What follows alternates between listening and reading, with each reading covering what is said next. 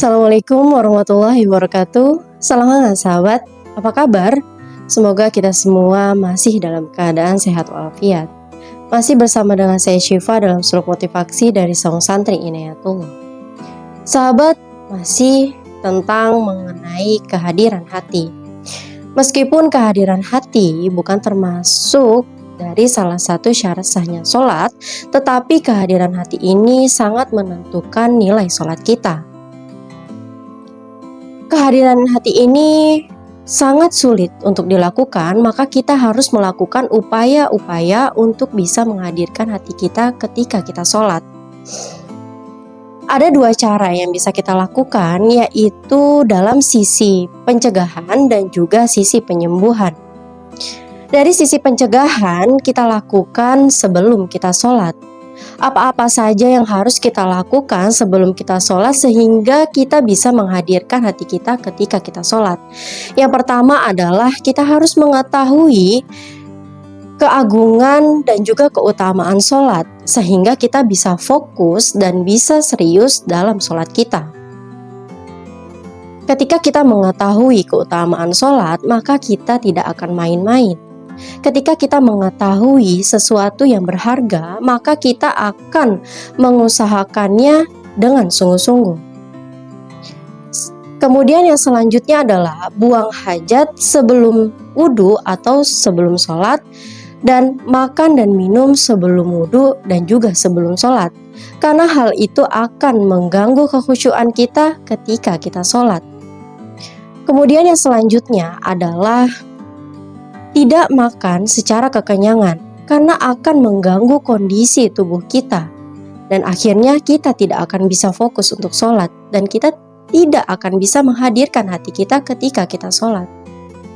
Kemudian adalah kita harus memakan atau memakai pakaian yang halal. Kita harus menggunakan segala yang halal karena itu akan mengganggu kondisi jiwa kita. Dan belum tentu sholat kita akan diterima oleh Allah Subhanahu wa Ta'ala.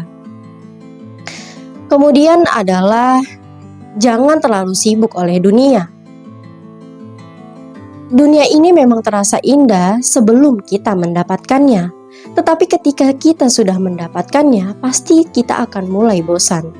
Maka dari itu, dunia ini harus kita jadikan sebagai alat untuk mencari ridho Allah Subhanahu wa Ta'ala. Selanjutnya adalah kita berwudu dengan benar.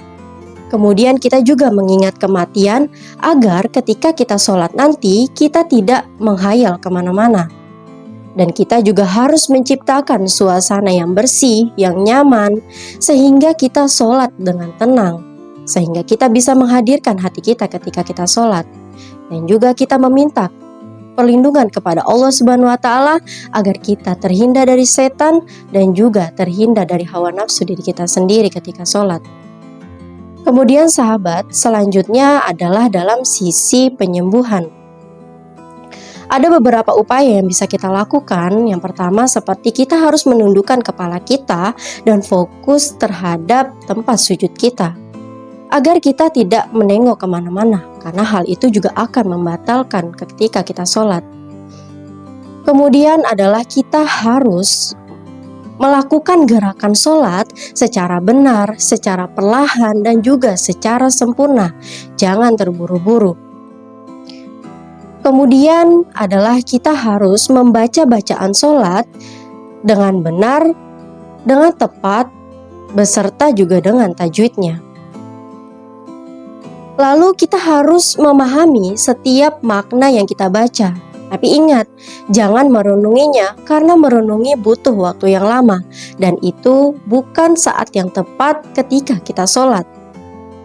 Ketika kita bisa memahami apa yang kita baca, maka kita akan fokus ketika kita sholat dan pikiran kita tidak kemana-mana dan kita bisa menghadirkan hati kita ketika kita sholat.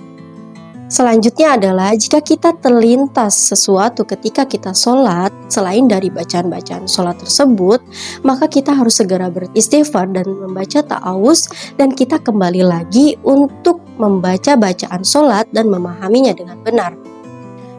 Sahabat, kita harus memiliki kekuatan agar kita bisa menghalau apapun yang akan mengganggu kehadiran hati kita ketika kita sholat. Kewajiban kita sebagai hamba adalah menjalankan perintah dari Allah Subhanahu wa Ta'ala sesuai dengan syarat. Dan Allah lah yang berhak menerima atau tidaknya sholat kita. Semoga kita bisa menghadirkan hati kita ketika kita sholat dan sholat kita menjadi bernilai, agar tidak sekedar kewajiban saja. Semoga bermanfaat. Wallahu a'lam bishawab. Wassalamualaikum warahmatullahi wabarakatuh.